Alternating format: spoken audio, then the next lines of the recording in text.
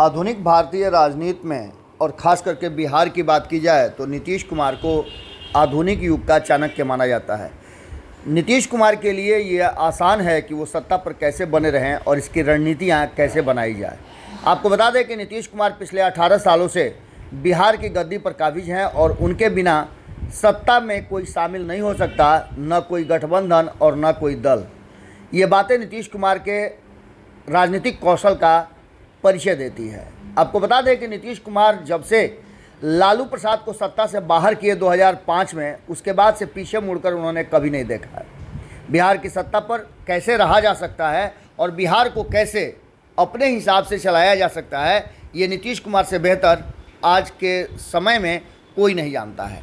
आपको बता दें कि इन सारी बातों को लेकर के नीतीश कुमार का अनुभव इतना बड़ा है कि नीतीश कुमार के लिए आसान है कि वो चीज़ों को कहें और वो नहीं हो।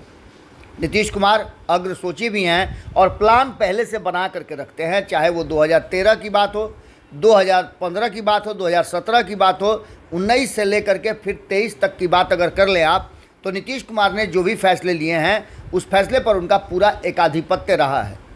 2014 में जब चुनाव हारने माफ़ कीजिएगा, जब लोकसभा चुनाव में कम सीटें आई और उन्होंने इसकी जिम्मेवारी अपने ऊपर लेते हुए, क्योंकि फैसला उनका था भारतीय जनता पार्टी से अलग होने का, एनडीए से अलग होने का, तो उन्होंने इसकी जिम्मेवारी लेते हुए जीतन राम मांझी को मुख्यमंत्री की कुर्सी पर बिठाया। और जैसे ही उन्हें लगा कि एक बार फिर से उन्हें इस कुर्सी को अपने हाथ में लेना चाहिए, स्टीयरिंग खुद पकड़ना चाहिए, तो उन्होंने ऐसा किया। इसके बाद आपको बताएं कि कई ऐसी बातें सामने आ रही हैं जिसको लेकर के नीतीश कुमार की रणकौशल को सभी लोहा मानने लगे हैं। भारतीय जनता पार्टी जो अपने आप को दुनिया की सबसे बड़ी पार्टी कहती है, उसे भी अपने खूंटे में बांध करके नीतीश कुमार रखे हैं। तो वहीं लालू प्रसाद, जिनके पास कहा जाता है कि बिहार में सबसे ज़्यादा वोट है और कभी भी परिस्थितियों को पलट सकते हैं, वो भी नीतीश कुमार के ही खूंटे में बंधे हुए हैं। आपको बता दें कि इन सारी बातों के साथ एक बात और आपको बता दें कि नीतीश कुमार जो आगे होने वाली चीज़ों को भी बताते हैं और उस पर अपने विचार रखते हैं, वो भी होती है।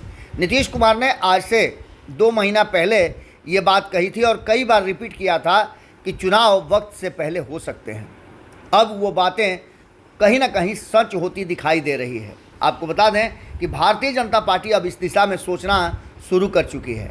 कई राज्यों में 2023 में चुनाव होने हैं, इसके साथ साथ 2024 में भी कई राज्यों में चुनाव होने हैं और इन विधानसभाओं के चुनाव को लेकर के कहीं ना कहीं भारतीय जनता पार्टी काफ़ी चिंतित है, क्योंकि कर्नाटक का जो परिणाम आया है वो भारतीय जनता पार्टी को डरा रहा है। ऐसी स्थिति में भारतीय जनता पार्टी अपनी पूरी ताकत लोकसभा चुनाव में लगाए कि विधानसभा में लगाए, ये फैसला करना थोड़ा मुश्किल हो रहा है।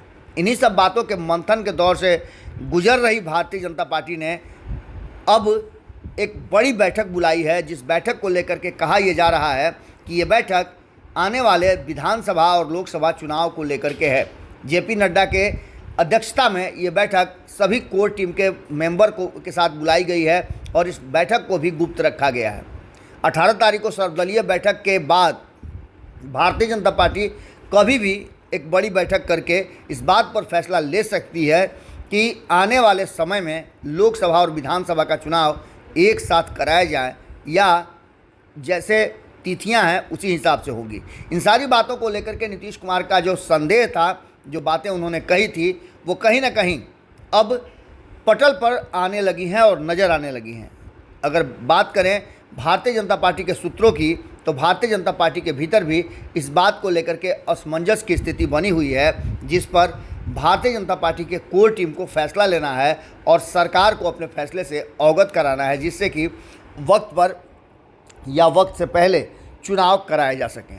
आपको बता दें कि भारतीय जनता पार्टी के लिए आसान नहीं है 2024 का चुनाव और साथ ही आने वाले कई राज्यों के विधानसभा चुनाव। इन सारी बातों को लेकर के नीतीश कुमार पूरी तरह से जो राजनीतिक रणनीति की बात करते हैं, जिस तरह से रणनीतियाँ बनाते हैं और उस पर अमल करते हुए उस पर जीत भी दर्ज करते हैं, ऐसी स्थिति में नीतीश कुमार द्वारा कही गई बातों पर आप ऐसा नहीं है कि उसे अन्यथा में ले सकते हैं। उस पर आपको विचार करना होगा, गौर करना होगा, क्योंकि वो बातें बिहार और देश की राजनीति में होती हुई अक्सर दिखाई देती हैं। अब देखना दिलचस्प होगा कि इस मीटिंग से क्या निकल करके आता है, लेकिन जो चर्चाएं हैं उन चर्चाओं में ये बहुत महत्वपूर्ण चर्चा है कि भारतीय जनता पार्टी एक साथ विधानसभा और लोकसभा के चुनाव कराने के लिए सोच सकती है, उसका फैसला ले सकती है। जुड़े रहिए भारत लाइव के साथ, खबरों का सिलसिला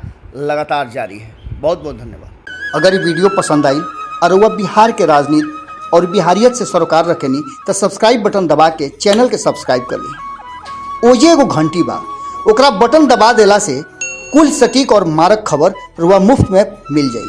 अगर रुआ पत्रकारिता के हमनी के नया प्रयोग में सहयोग कर चाहतानी तो ज्वाइन बटन दबा दी। पेटीएम नंबर नोट कर ली 9386816700। धन्यवाद।